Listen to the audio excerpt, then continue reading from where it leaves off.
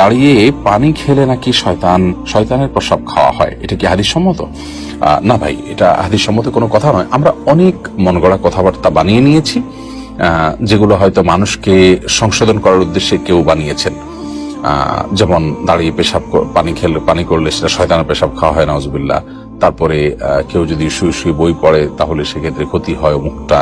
তারপরে বই পড়ে যদি কেউ পৃষ্ঠা খুলে রেখে যায় তাহলে শয়তান পড়ে ফেলে। এগুলো সব লোকমুখে প্রচলিত এবং বানোয়াট কথা, যেগুলোর কোনো ভিত্তি কোনো হাদিসে কোথাও নেই। এগুলো যারা বানিয়েছেন হয়তো বা তারা এই জন্য বানিয়েছেন যে ধরুন দাঁড়িয়ে পেশাব পানি খাওয়া তো আসলে স্বাস্থ্যের জন্য ভালো না, গলা আটকে যেতে পারে, আর শরীরের দৃষ্টিকোণ থেকে এটা ভালো জিনিস না। তো এই খারাপ কাজটা যাতে কেউ না করে সেজন্য একটু শক্ত করে একটা বানোয়াট কথা দিয়ে তাকে ভয় দেখাই দিলেন। তো এই ধরনের বিষয়গুলো সৎ উদ্দেশ্য করা হলেও অনুচিত এবং নাজায়েজ। কারণ মান কাযযাবা আলাইয়া মুতাআম্মিদান ফালিয়াতাবাওয়া মাকআদাহু মিনান নার। নবী সাল্লাল্লাহু আলাইহি ওয়াসাল্লাম বলেছেন, আমার নামে যে মিথ্যা কথা বলবে, মিথ্যা কথা রটাবে, সেজন্য তার ঠিকানাকে জাহান্নামে জেনে রাখে। বিধায়